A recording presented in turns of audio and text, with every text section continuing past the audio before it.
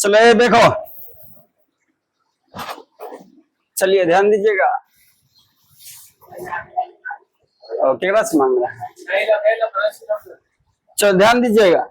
ठीक है, 2020 का प्रथम पाली ना हो, 2020 का प्रथम पाली सोशल साइंस सामाजिक विज्ञान इन फर्स्ट सिटिंग ना, ध्यान दीजिएगा। चलिए प्रश्न की ओर। संघ राज का विशेषता नहीं है, बोला कि क्या है जो संघ राज का विशेषता नहीं है? लिखित संविधान, शक्तियों का विभाजन, एकहरी शासन व्यवस्था, ये सर्वोच्च न्यायपालिका क्या है? एकहरी शासन व्यवस्था। ये देखिए, ये संघ सरकार में एकहरी शासन व्यवस्था नहीं होता है, बाकी सब होता है। लिखित संविधान भी होता है, शक्तियों का विभाजन भी होता है, और सर्वोच्च न्यायपालिका भी होता है। किसमें होता है? संघ सरकार में। संघ सरकार का उदाहरण है, बोला कि संघ सरकार का उदाहरण कौन है? अमेरिका, चीन, ब्रिटेन या कोई नहीं। क्या है? अमेरिका। अमेरिका में संघ सरकार है। कैसा सरकार है? संघ सरकार। अमेरिका में कैसा सरकार है? संघ सरकार।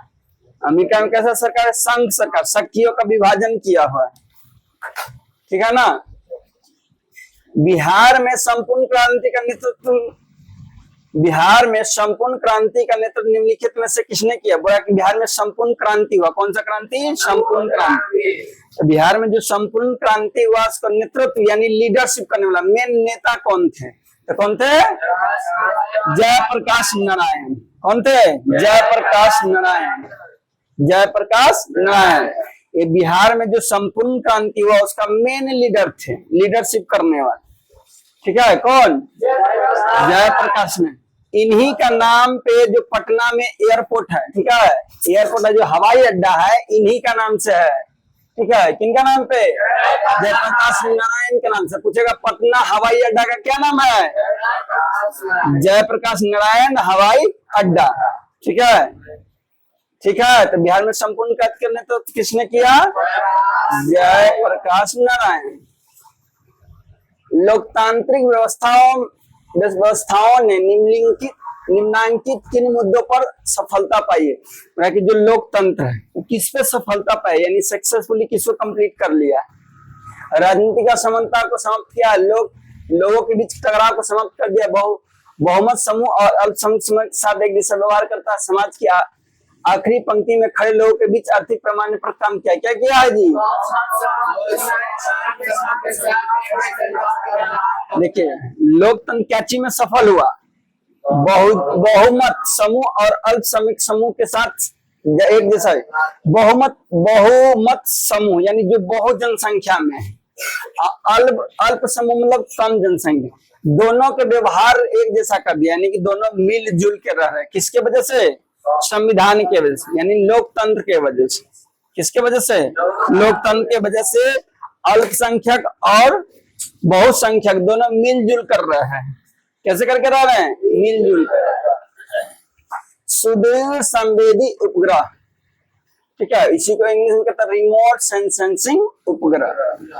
उपग्रह का नाम क्या है? सुदूर संवेदी उपग्रह। का उपयोग किसके लिए किया जाता है? यानी जो सुदूर संवेदी उपग्रह उसका उपयोग किसके लिए करते हैं? संसाधनों के खोज करने के। सुदूर संवेदी उपग्रह का उपयोग किसके लिए करते हैं? संसाधन के खोज करने के। ठीक है, संसाधन होते नहीं बना करते हैं। कौन कहा? जिमरमैन। जिमरमैन साहब बोले कि संसाधन होते नहीं बल्कि बना करते हैं। ये कौन कहा है? बोलना नहीं, फिर प्रवचन दे देंगे अच्छा खासा। हम प्रवचन देने में बहुत आगे हैं। ठीक है, तो जिमरमैन साहब क्या बोले? संसाधन होते नहीं बल्कि संसाधन बना करते हैं। ठीक है, तो संसाधन की खोज किससे करते हैं? सुदूर संवेदी उपग्रह।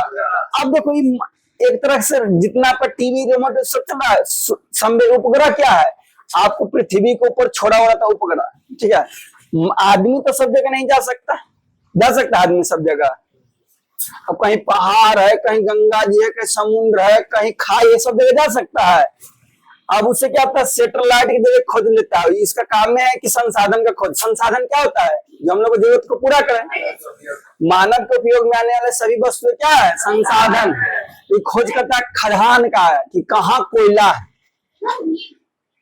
ठीक है, इसमें ऐसे ऐसे मशीन लगा हुआ कि वो ऊपर से पता चला कि हाँ यहाँ कोयला, यहाँ पेट्रोलियम तेल है, इधर बॉक्साइड है, इधर ड्राइलोमीन है, ज्यादा मात्रा में, तो उसको सूचना मिला कि हाँ जा, तो वहां से जाके कोड़ा जाता है, निकाला जाता है। समझे कि नहीं? तो सुदूर संवेदी उपग्रह का प्रयोग हम लोग किस लिए करते हैं? संसाधन की खोज करते हैं। ठीक है, संसाधन की परिभाषा आप जानते हैं कि मानव के उपयोग में आने वाले सभी वस्तु क्या है? संसाधन। संसाधन होते नहीं बल्कि बना करते हैं। ये कौन कहा? जीवन में। निम्न में से कौन भूकंप का सर्वाधिक संवेदी नगर है? संवेदी नगर यानी वहां बार बार भूकंप आता है। ठीक है, बार बार भूकंप आता है। कहाँ आता है? चेन्नई। चेन्नई में बार बार भूकंप आता है, एकदम भूकंप क्षेत्र है, यहाँ सबसे ज्यादा भूकंप आता है बार बार। ठीक है, तो सबसे अधिक बार भूकंप कहाँ आता है? चेन्नई। चेन्नई किसकी राजधानी है? इंग्लैंड की?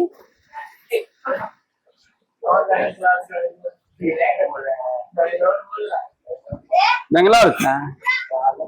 तमिलनाडु की राजधानी चेन्नई है। ठीक है, इतना थोड़ा मोड़ा ज्ञान रखिए। किसका वेटिंग लिस्ट में है?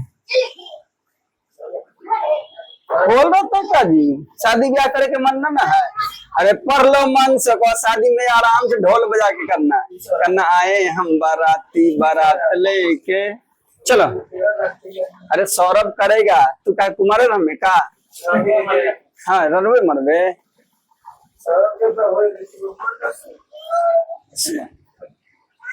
चलो, बिहार में किसे पिछड़ा राज्य कहा जाता है? सॉरी, निम्न में से किसे बिहार मुंह पर आ जाता है? डायरेक्ट पिछड़ा राज्य की बात होता है, कौन आ जाता है? बिहार। निम्न में से किसे पिछड़ा राज्य कहा जाता है जी? बिहार। बिहारी हम लोग भुला कैसे जाते हैं कि बिहार पिछड़ा राज्य? क्या है? बिहार दिवस कब मनाया जाता है? तो वित्तीय वर्ष में चल गया। वित्तीय वर्ष हो गया 1 अप्रैल से 31 मार्च तक। क्या है? 22 मार्च को। ठीक है, बिहार दिवस कब मनाया जाता है? 22 मार्च। ठीक है, बिहार दिवस कब मनाया जाता है? 22 मार्च को। पिछड़ा राज्य कौन है? बिहार। चलिए, भारत में वित्तीय वर्ष कौन कहा जाता है जी? भारत का वित्तीय वर्ष है 1 अप्रैल से 31 मार्च। वित्तीय वर्ष मतलब समझा चुके हैं ना? जितना भी काम काज शुरू होता है, ऑफिशियल काम काज 1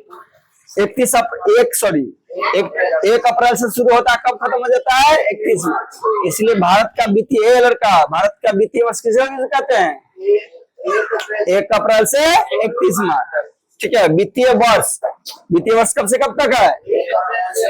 1 अप्रैल से 31। वित्तीय राजधानी मुंबई। याद रखिएगा, भारत का वित्तीय राजधानी क्या है? मुंबई। भारत के वित्तीय राजधानी मुंबई, याद रखिएगा। अरे ऑब्जेक्टिव पढ़ते पढ़ते मुंह पर सारा प्रश्न का आपको जवाब आने लगेगा। बस कॉन्सेंट्रेट करके देखिएगा यहाँ क्लास में तब। अब कल जैसा आएगा, अब अंग्रेजी लेने लगता है, भर रात की करता है, पता नहीं चलता। हर जोता का जी भर कथी होता। अब दो ट्रांसफार्मर से तुम यूज कर रहा है, तो ये दिक्कत है। चलो, काउंट काबूर को, व्यक्ति का नाम है काउंट काबूर। ठीक है, क्या नाम है? काउंट काबूर। काउंट काबूर को विक्टर एम्यूअल ने किस पद पर नियुक्त किया? यानी एगो व्यक्ति का नाम है विक्टर एम्यूअल, एगो का नाम है काउंट काबूर। तो जो विक्टर एम्यूअल है ना, वो काउंट काबूर को क्या बनाया? सेनापति, फ्रांस से राजदूत, प्रधानमंत्री या गृह मंत्री? तो प्रधानमंत्री। जो विक्टर एम्यूअल था ना, वो काउंट काबूर को क्या बना दिया? प्रधानमंत्री। ठीक है, विक्टर में तो वही प्रश्न है कि काउंट काबूर को विक्टर एम्यूअल ने किस पद पर नियुक्त किया था? किस पद पे? प्रधानमंत्री पद पे। यानी राजा था, विक्टर एम्यूअल राजा था। इसका दोस्त है काउंट काबूर। दोस्त का नाम क्या है? काउंट काबूर। तो दोस्त था तो उसको क्या बना दिया? प्रधानमंत्री। राजा था तो उसको बना दिया प्रधानमंत्री। ले जाओ घर, इधर से ना मतलब गिरते जाना। ठीक है, तो कांट विक्टर इमेल राजा था, कांट का वो दोस्त है, इसको क्या बना दिया? प्रधानमंत्री बना दिया। रक्त और लोहा की नीति का अवलंबन किसने दिया? यानी सिंपल है, रक्त और लोहा का नियम कौन दिया? कौन सा नियम? रक्त और लोहा का नियम। बहुत बीबीआई है। रक्त और लोहा का नियम देने वाला कौन है? बिस्मार्क। रक्त और लोहा का नियम कौन दिया? बिस्मार्क। रक्त और लोहा का नीति बिस्मार्क। अंगी महाराज ऑपरेटर से है, कहाँ ध्यान रखता है? सबके शादी ब्याह करे के मन है ना, मन मार रहा है। रक्त और लोहा का नीति कौन दिया? बिस्मार्क।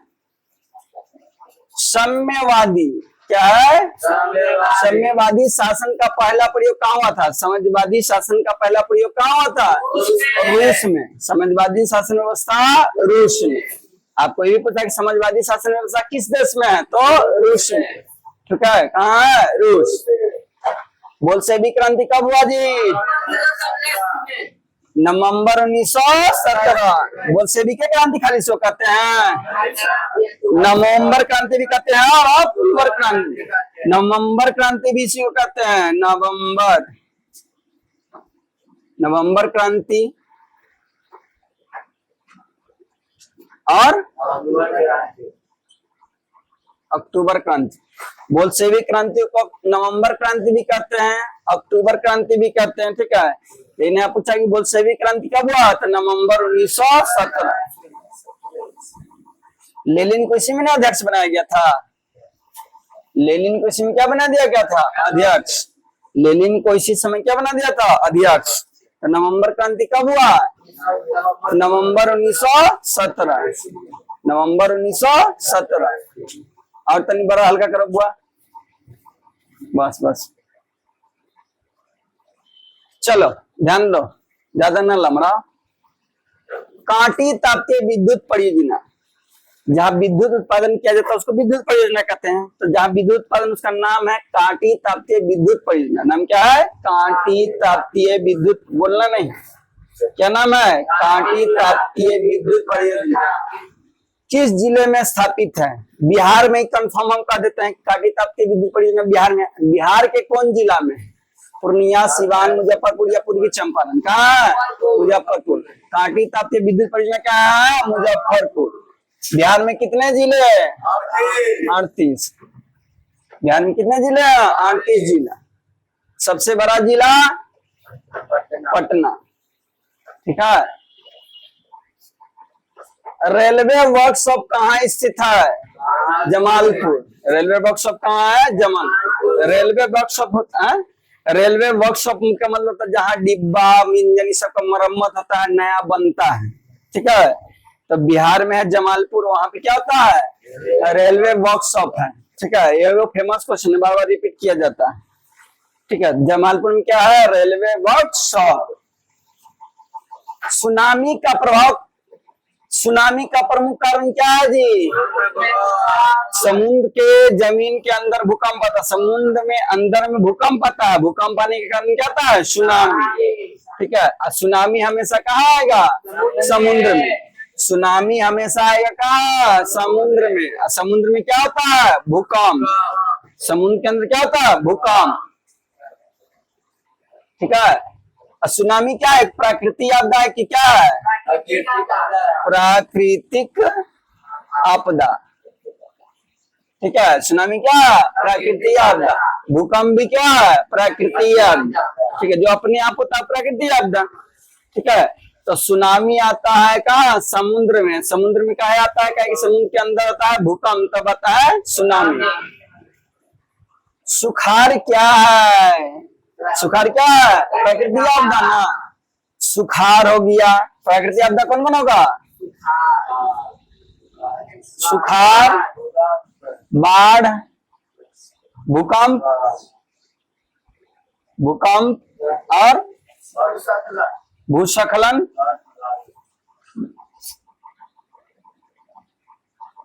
भूस्खलन और सुखाड़, बाढ़, भूस्खलन और बोलिए, और बोलिए जी। चक्रवात, चक्रवात देखे हैं? ज्वालामुखी विस्फोट,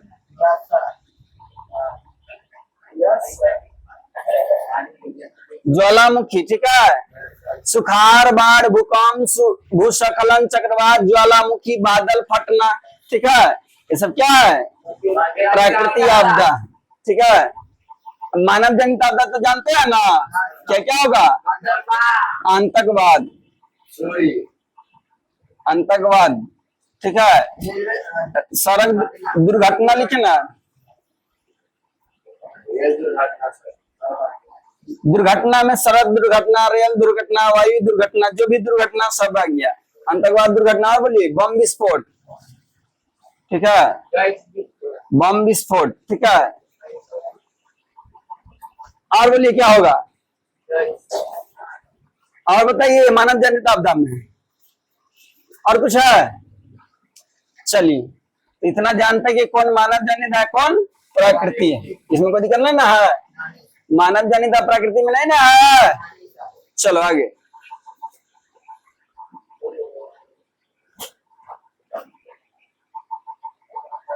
तुम ही लोग बोला जैसा है, जैसे तुम लोग को होता नहीं ना, जब तक ना सुनता है मोबाइल पर टीवी को, जब तक होता नहीं तो ना सुनता है। पंजाब में भूमि निम्नीकरण का मुख्य कारण क्या है? पंजाब में पंजाब हरियाणा सब में सबसे ज्यादा खेती होता है। भारत में सबसे ज्यादा खेती पंजाब हरियाणा ही सब में होता है। सबसे ज्यादा चावल, गेहूं सब सबसे ज्यादा कहाँ होता है? पंजाब और हरियाणा में, ठीक है। तो अब भूमि निम्नीकरण वही है कि भूमि का उर्वरक शक्ति खत्म हो जाना। भूमि निम्नीकरण का बोले, भूमि ह्रास बोले, भूमि अपर्दन बोले, प्राय ना सबका मतलब वही है कि जमीन का ऊपरी परत फट जाना या उपजाऊपन खत्म हो जाना, ठीक है। उसी को भूमि निम्नीकरण कहते हैं। तो पंजाब में जो भूमि निम्नीकरण होता है, पंजाब में भूमि निम्नीकरण के क्या कारण है? ज्यादा पानी पटा देते हैं, ज्यादा पानी, क्योंकि फसल ज्यादा लगता है। अब समय से बारिश नहीं होगा, तो समय से बारिश नहीं होगा तो भैया पानी ज्यादा पटाना पड़ेगा। तो बहुत ज्यादा मात्रा में पानी पटाते हैं तो भूमि क्या हो जाता है? निम्नीकरण, यानी उसका उपजाऊपन खत्म हो जाता है धीरे धीरे, ठीक है। तो पंजाब में भूमि निम्नीकरण का कारण क्या है? अधिक सिंचाई, यानी ज्यादा पानी पटा देते हैं। तो समझ रहे हैं ना? मानव शरीर में जल की मात्रा कितना होता है? ऐसा कोई भी मानव हो, जीव जंतु, सबका शरीर में कितना होता है? 65%, ठीक है। 65%। समुद्र में कितना प्रतिशत पानी है?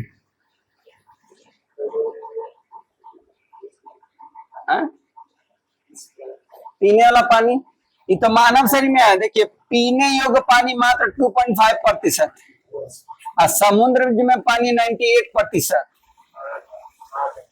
हर दिया, लसार दिया। पृथ्वी पर सबसे ज्यादा समुद्र सब में पानी है, तो समुद्र में पानी 98%, ठीक है ना। पीने वाला पानी है 2.5%। मतलब इतने मीठा जल भी कहता है, मृदु जल भी कहता है। मृदु जल बोलिए, मीठा जल बोलिए, या पीने योग्य जल बोलिए, कितना? 2.5%।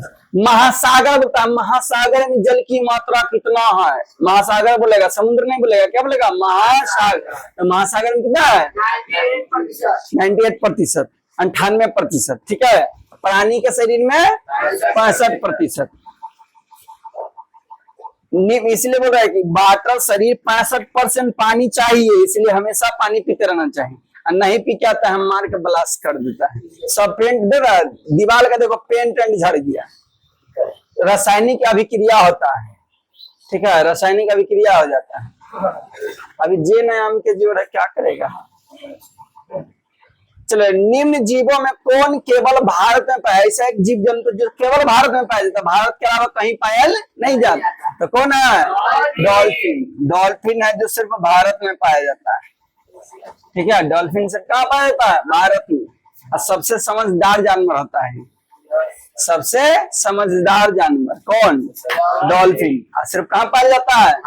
भारत में, ओनली ऑन इंडिया। सीमेंट उद्योग में क्या चाहिए जी?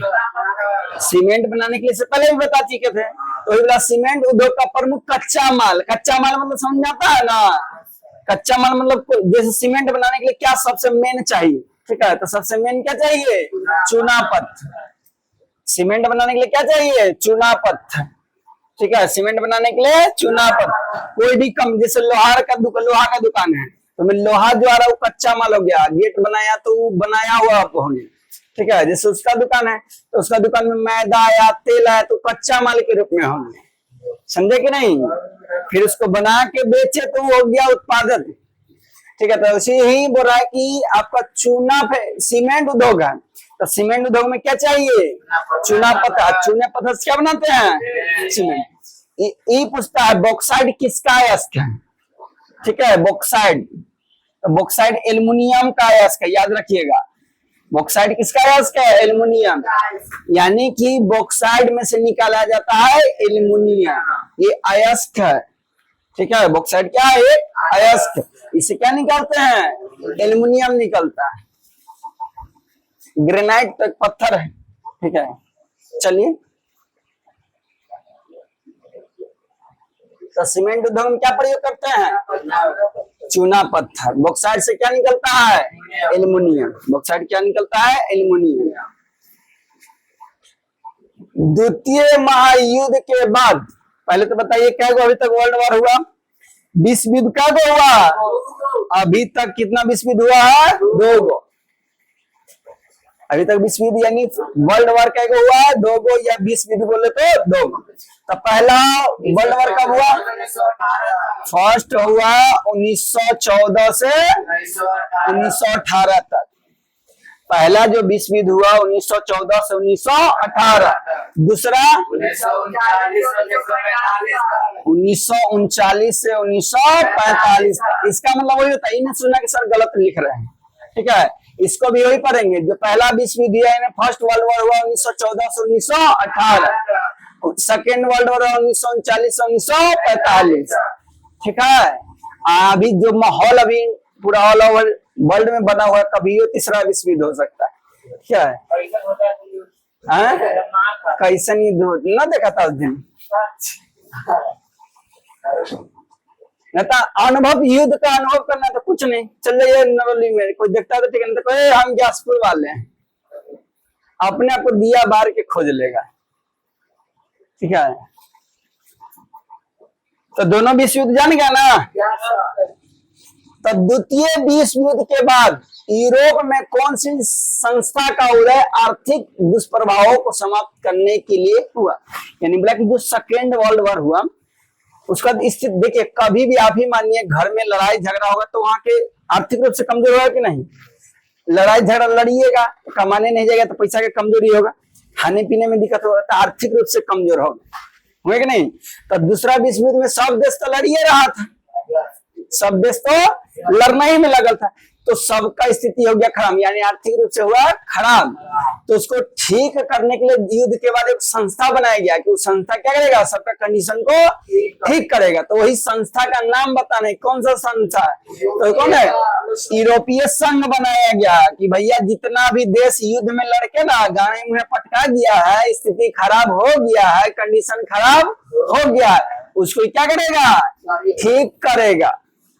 जिसको पैसा की तकलीफ उसको पैसा देगा, अनाज की तकलीफ उसको अनाज देगा, खाने की तकलीफ उसको खाना देगा, समझे ना। ऐसा कंडीशन खराब हो गया था जो ब्रेड खा खा के रह रहे थे और ब्रेड मिल नहीं रहा। ठीक है,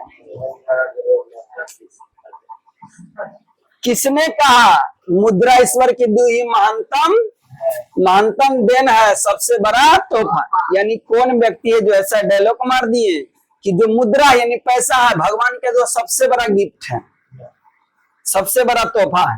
कौन व्यक्ति बोला कि जो पैसा है तो दिया हुआ भगवान का सबसे बड़ा तोहफा है, तो कौन बोला, मार्टिन लूथर। कौन बना, मार्टिन लूथर। ये कहाँ के रहने वाला, साउथ अफ्रीका का। मार्टिन लूथर कहाँ के रहने वाले, साउथ अफ्रीका। ठीक है, हिंदी में साउथ अफ्रीका क्या कहते हैं, दक्षिण अफ्रीका।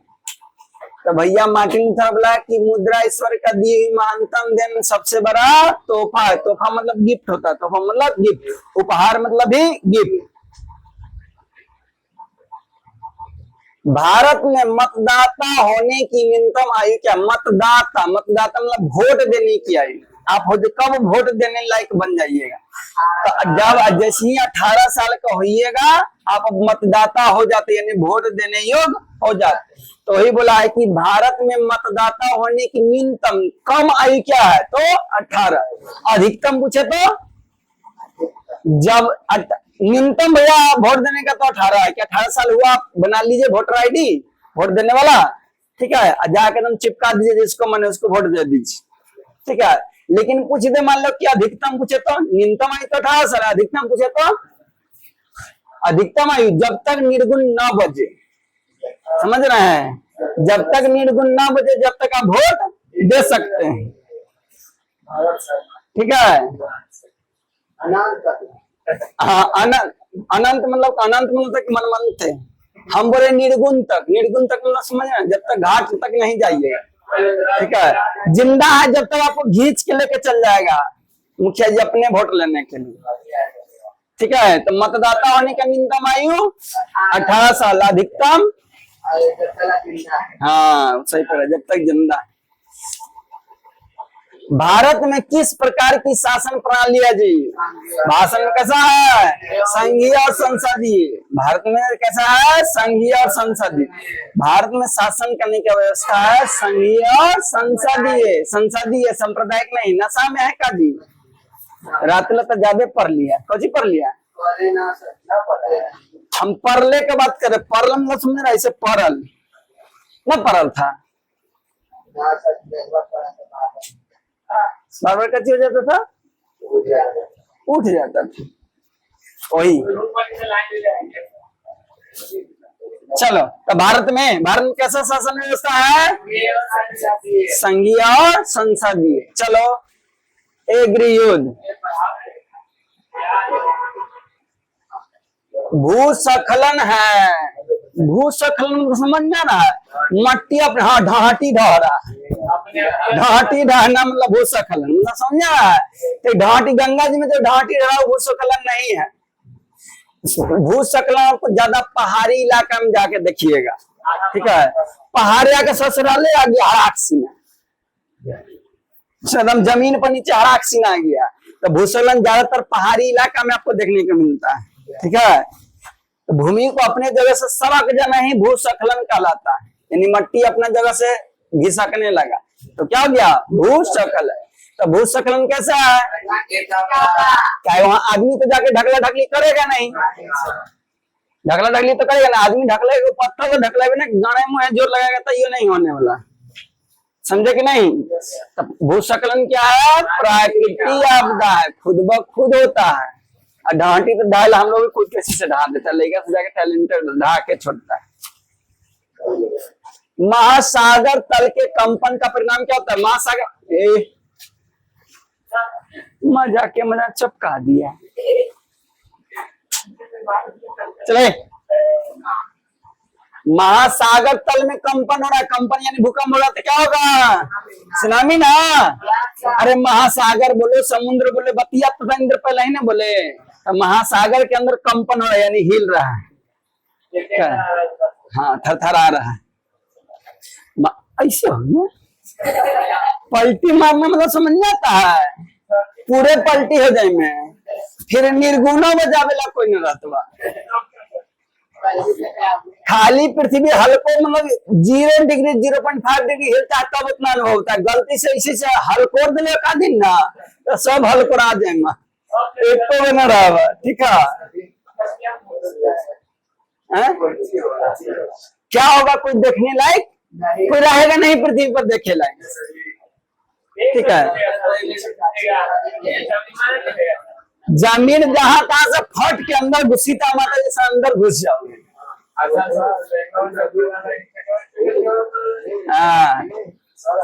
कोबरा हाँ, बच्चा में हम लोग सबको कहानी यही सुनाया जाता था कि भूकंप बता नीचे शेष नांगे उनको देह में खुजली होता है तो तनी लहरिया मारते हैं, ठीक है।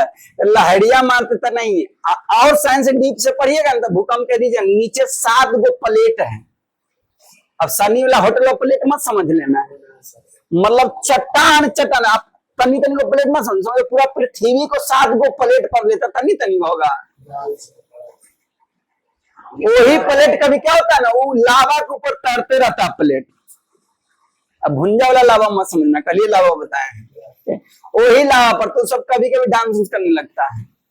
ठीक है, तो डांस करके आया तब आपको ऊपर अनुभव हुआ, हिल गए, तब लगा कि हिप हॉप हो गया। अरे वो कौन है साउथ वाला, वो बड़ा अच्छा ना जाता है, ठीक है, बहुत अच्छा कहता ये हिप हॉप है, कहता हिप हिलाओ hop, hip hop hip hop. और जो सिखाने आती है, जो मुड़िया में बलवाने लगे रहती है, तो मटका कहता क्या नाम, कॉमेडियन है साउथ का, बहुत अच्छा कॉमेडियन है, ये कौन हिप हॉप है, कहते कोई हिप हॉप, ये क्या हिप हॉप। वो हम मटकी बहुत कॉमेडियन है। अरे कंचना मूवी में वही ना है, कंचना मूवी में राघव का मम्मी वही ना बनल है बेटा। कंचना में हमको सबसे ज्यादा भूतिया मूवी में मजा आया था कंचना, उसका सास आ जाती है तो उधर से चिल्लाते आता राघव, तो हटो हटो, लैंड करेगा लैंड करेगा, इसे आता है यही कूद के ऊपर आता है।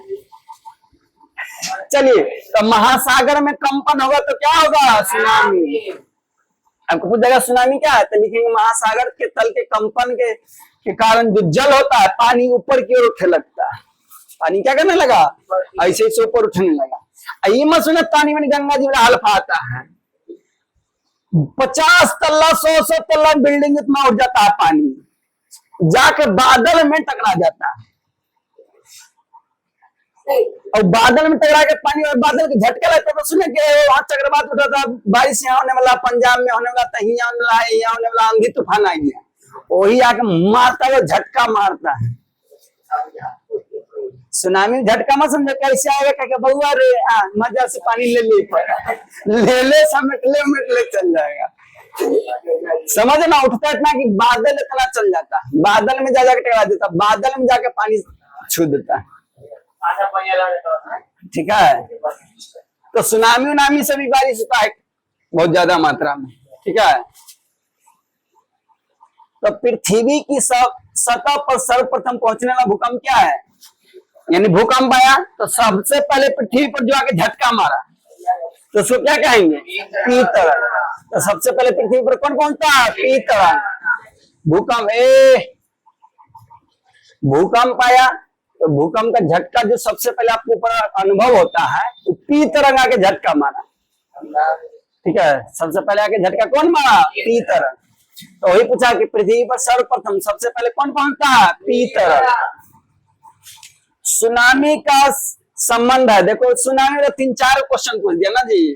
तो सुनामी कहाँ से संबंध है, समुद्र में आता है सुनामी, समुद्र के अलावा कहीं सुनामी नहीं आता है। सुनामी कहाँ आता है, समुद्र बोलिए, महासागर बोलिए, समुद्र के अंदर भूकंप आता है, कंपन होता है, जिसके कारण सुनामी आता है, ठीक है। गंगा जी का हल्फा मत समझना। अब कर लमारा देख रहा है कि नहीं चाहिए, तो लमारा ले होगा। निम्न में से कौन सी बात लोकतांत्रिक व्यवस्था के अनुरूप नहीं है, यानी बुराई कौन है जो लोकतंत्र में फिट नहीं बैठता, लोकतंत्र में फिट नहीं बैठता है। तो कौन ऐसा बात है जो लोकतंत्र में फिट नहीं बैठता है, कानून के समक्ष समानता, स्वतंत्रता एवं निष्पक्ष चुनाव, उत्तरदायी शासन व्यवस्था, बहुसंख्यकों का शासन, ये तो गलत है, तो ये फिट नहीं बैठता है। अरे बहुसंख्यक, जो ज्यादा जनसंख्या उसको थोड़ी कहेंगे जैया आप ही राज्य करिए, लोकतंत्र ऐसा नहीं कहता है कि आप ज्यादा सुअर जैसा छंगला है तो आप ही जाके राज्य करिए, ठीक है।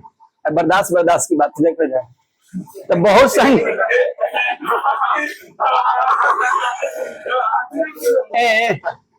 ना फड़ा उतना, तो बहुसंख्यक का शासन लोकतंत्र सही सब नहीं मानता, बाकी सब फिट बैठ रहा है। कानून के साथ समानता, कानून सबको समान मानता है लोकतंत्र में, ठीक है। स्वतंत्र निष्पक्ष, स्वतंत्र और निष्पक्ष चुनाव होगा, कोई भेदभाव वाला चुनाव नहीं होगा।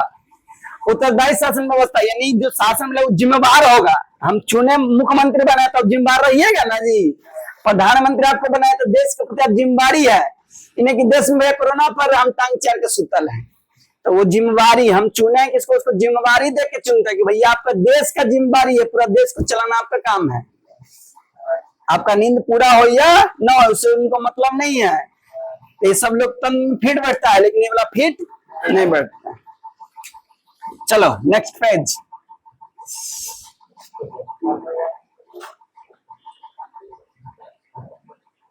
धीरे धीरे ऑब्जेक्टिव बढ़ रहा है। देखो 40 से 48 पर आ गया, 48 से 60 आएगा, 48 से 60 आएगा, ठीक है।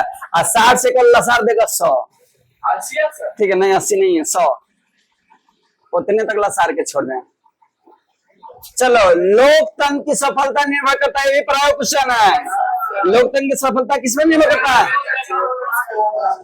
नागरिकों का विवेकपूर्ण सहभागिता पर, यानी नागरिक सोच समझ के वोट भाट देगा ना, उसी पे डिपेंड करता है। क्या चीज? लोकतंत्र का सफलता, यानी कि लोकतंत्र कितना सक्सेस होगा वो हम लोग को सोच समझ के जो वोट देंगे, सोच समझ के चलेंगे, उस पर डिपेंड करेंगे। समझे कि नहीं? अरे समझे? चलिए, क्षेत्रवाद की भावना का एक कुपरिणाम क्या है? क्षेत्रवाद में समझाता है, जैसे अब ये लड़ जाते कहते हम ग्यासपुर वाला है, बेनीपुर वाला है, तो विधिपुर वाले हैं, ठीक है, तो नरौली, तो क्षेत्रवाद हो गया। हम बिहारी है, तुम झारखंडी है, तुम यूपी वाले है, तो तुम बिहार वाले, तो तुम झारखंड वाले हो, तुम बंगाल वाले हो, हम तमिलनाडु वाले, तो क्षेत्रवाद यानी अपना क्षेत्र के पक्षपात लेके लड़ रहे हैं। ए हम बिहारी, तो कहे हम यूपी वाले, ए हम दिल्ली वाले, ए हम मुंबई वाले, तो ये क्षेत्रवाद हो गया। तो क्षेत्रवाद, जैसे क्षेत्रवाद करने लगे तो इसका असर क्या होगा, गलत परिणाम क्या होगा? जैसे मान लो लड़ने लगे, फटाफटी करके ईंटा ईटी कर लगे, तो परिणाम क्या होगा कि तीने को टांका कौन देता है? तो तीने को टांका कितना हो? एक हाथ चिरल तो ये तीने को में काम चलो, तो एक अंगुल चिरल तो ये तीने को में। जैसे मारपीट किए तो कैसा कैसी होगा, ऐसा परिणाम हुआ, गलत परिणाम हुआ। तो इसे ही यदि क्षेत्रवाद का गलत परिणाम क्या मिलेगा? क्या होगा? अलगावाद, चूल्हा अलग है जारी, अलगावाद मतलब अलग अलग हो जाएंगे। यदि क्षेत्रवाद करिएगा तो अलगावाद हो जाएगा, कहेंगे हम बिहारी तो हम अलग रहेंगे, भारत को पूरा बांटने वाला संभावना हो जाएगा। बिहारी कहेगा ना हम अलगे रहो, झारखंडी कहेगा ना हम अलगे रहो, बंगाली कहेगा ना रे बाबा हम ना चलबो, हमने एकला चलबो, हम अकेले चलेंगे। समझे कि नहीं? तो अलगावाद, अलग अलग हो जाएंगे, तो चूल्हा अलगे जारी, क्षेत्रवाद के कारण। Good morning. कोयला है, कोयला क्या है? अनवीकरणीय, क्योंकि कोयला को बनने में लाखों वर्षों लग जाता है, लाखों करोड़ों वर्ष लग जाता है कोयला को बनने में, ठीक है। ये सीमित मात्रा में, जैसे इसको इस्तेमाल करेंगे धीरे धीरे क्या हो जाएगा? खत्म, ठीक है। जैसे जैसे कोयला को हम लोग इस्तेमाल करेंगे धीरे धीरे क्या हो जाएगा? खत्म। इसको बनने में लाखों करोड़ों वर्ष लगता है, इसलिए कैसा संसाधन है?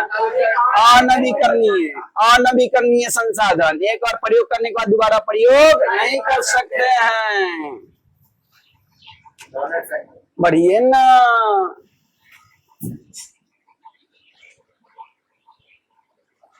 उपभोक्ता अधिकार दिवस कब मनाया जाता है? 15 मार्च। उपभोक्ता अधिकार दिवस कब? 15 मार्च। उपभोक्ता अधिकार दिवस कब मनाया जाता है? 15 मार्च। 8 मार्च को बता दो क्या होता है? 8 मार्च महिला दिवस। 8 मार्च को महिला दिवस। उपभोक्ता अधिकार दिवस 15 मार्च। 16 मार्च कौन है?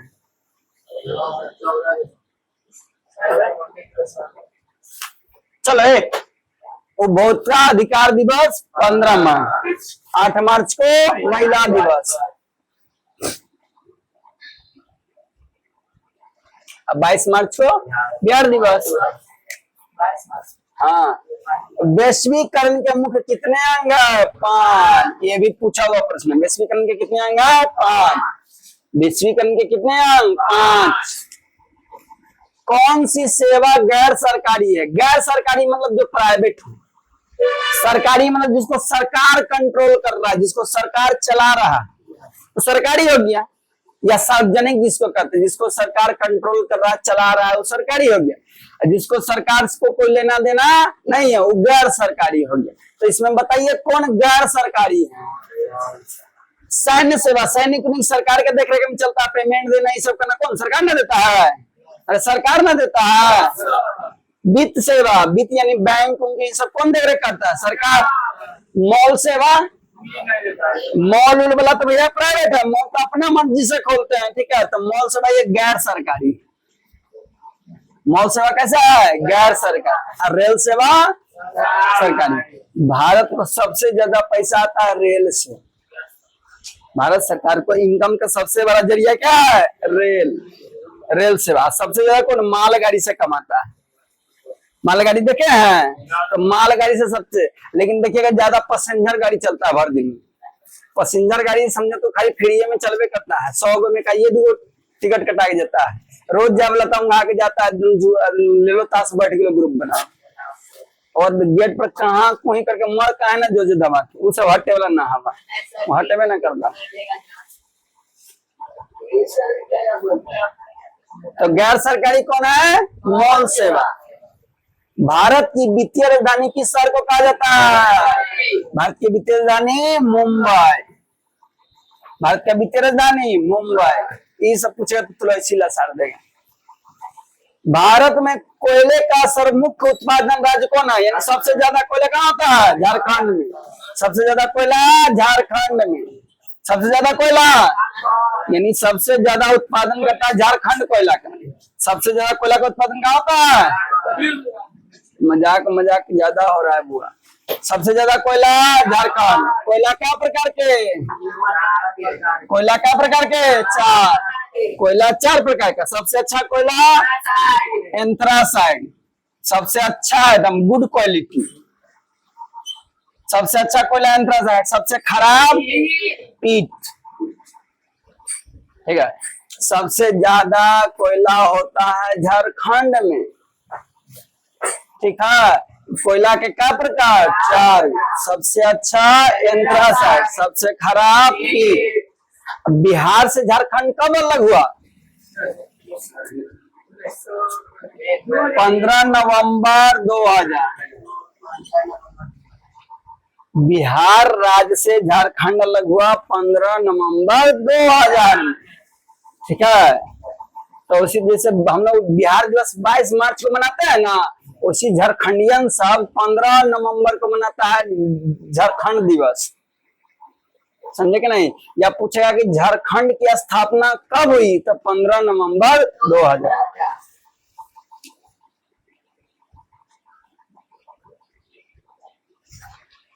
भारत का प्रथम लोह इस्पात उत्पादन उद्योग, यानी लोहा बनाने वाला पहला फैक्ट्री का नाम बताना है, टिस्को।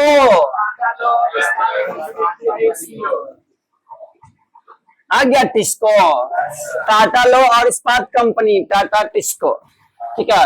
ये भारत का पहला कंपनी है जो लोहा का निर्माण किया था या करता है, ठीक है। भारत की पहली कंपनी है जो लोहा के क्या करती है, निर्माण यानी बनाती है, ठीक है।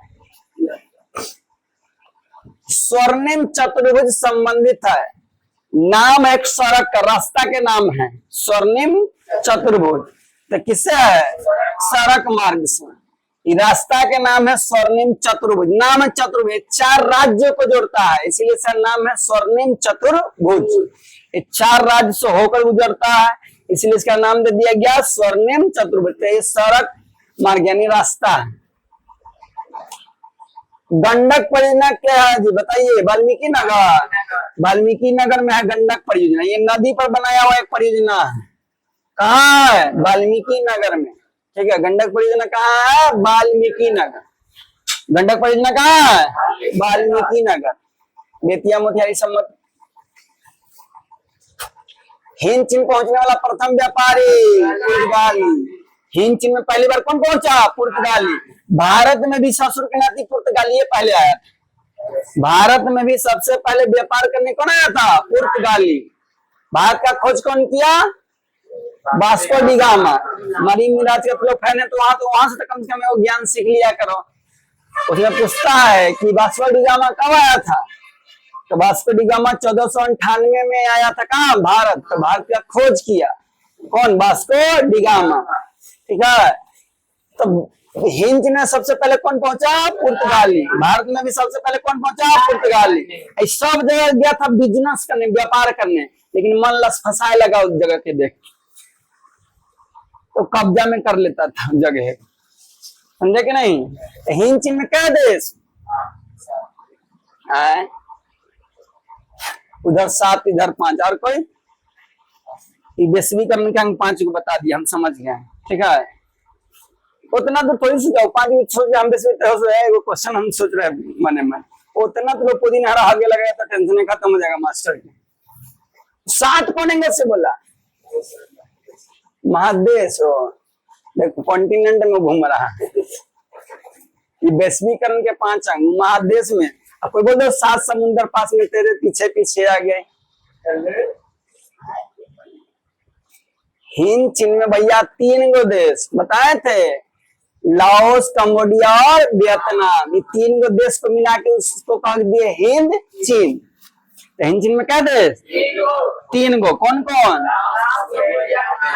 3 गो देश है हिंद चीन में, लाओस, कंबोडिया और वियतनाम। ठीक है, हिंद चीन क्या देश से मिलकर बना है? आपको पूछा है कि हिंद चीन कितने देशों से मिलकर बना है? तो 3 देश है। कौन कौन? ऐसे बोलो, लाओस, कंबोडिया और वियतनाम। Laos, Cambodia, Vietnam. बोले भी नहीं आ रहा है। कौन कौन देश? ये तीनों देश से मिलकर क्या बन गया है? हिंद चीन। हिंद चीन पहले कौन पहुंचा? भारत पहले कौन पहुंचा? पुर्तगाली। ठीक है, सबने अवज्ञा आंदोलन कब शुरू हुआ? 1930 के 20-30। सबने अवज्ञा याद है? दांडी यात्रा के बाद नहीं शुरू हुआ था। दांडी यात्रा जैसी खत्म हुआ, बहुत भीड़ भाड़ जगह तो मारे आदमी बहुत था, तो महात्मा गांधी क्या कि फायदा उठाया था भीड़ भाड़ के, तो क्या शुरू कर दिए? सबने अवज्ञा आंदोलन। तो पूछता है कि किस यात्रा के बाद सबने अवज्ञा आंदोलन शुरू किया गया था? तो 1930 दांडी यात्रा। दांडी यात्रा खत्म हुआ, कौन सा महात्मा गांधी शुरू कर दिए? सबने अवज्ञा आंदोलन। तो सभ्य आंदोलन कब शुरू हुआ? 1930। राउरकेला लो इस्पात उद्योग, फैक्ट्री का नाम है राउरकेला। ठीक है, फैक्ट्री का नाम क्या है? राउरकेला लो इस्पात उद्योग। कहाँ है? उड़ीसा में। राउरकेला इस्पात उद्योग क्या है? उड़ीसा। कहाँ है? उड़ीसा। ठीक है, समांती व्यवस्था से हटकर किस प्रकार की व्यवस्था, शहरी व्यवस्था की प्रवृत्ति बढ़ी? बोला कि समांती व्यवस्था के हटाकर कौन व्यवस्था नया लागू ज्यादा हो गया? समांती व्यवस्था के हटाकर कौन सा व्यवस्था लागू हो गया? तो कौन सा? प्रगतिशील व्यवस्था। बोला कि हम लोग प्रगति करेंगे, प्रगति के पथ पर बिहार। ठीक है, नीतीश कुमार का नारा है प्रगति के पथ पर बिहार। ठीक है, इसलिए सब एजुकेशन पर उनको ध्यान नहीं है, स्वास्थ्य पर ध्यान नहीं है। ठीक है, गंगा जी के बगल में रोड बना रहा है, रोड बना रहे। काहे रोड बना रहे हैं? कि हग जावला का सुविधा दिक्कत ना हो, गाड़ी जाए लगा ले, आराम से ढांटी के नीचे चल जा, हग मुझ के चल रहा। अरे भैया, आपको ध्यान देना तो बिहार का सबसे पहले शिक्षा पर ध्यान दीजिए। गांव गांव में जाकर कहाँ पढ़ाई हो रहा है, कहाँ स्कूल नहीं है। हॉस्पिटल जाके देखिए कि मैडम क्या बजे आती है, क्या बजे लगा के समय बैग टांग के निकल जाती है। ठीक है, दवाई तो कहेगा आधा दवाई है ये नहीं। ठीक है, तो उस सब पर ध्यान नहीं है बिहार सरकार को। ध्यान है भैया खाली रोड बनाने पर लगा, मिनी ड्राइव तो बड़का ड्राइव तो मंझला ड्राइव तो संझला ड्राइव। समझे कि नहीं? अरे भारत सरकार पर निकल जाता है कि बगल में वो तन्नी वो गंगा जी हाथ भर के, ऊपर एगो पुल न बन रहा है, और पीपा पुल है तो कखनिया हाथ से नीचे चले गंगा जी में स्वाहा हो जाएगा, कहिया को 10वां हो जाएगा, कहिया 13वां हो जाएगा, कोई पता नहीं। अभी बारिश के दिन कखनी पिछल के जो सही रोड पे वो पिछल के चल जाए अंदर। समझे कि नहीं?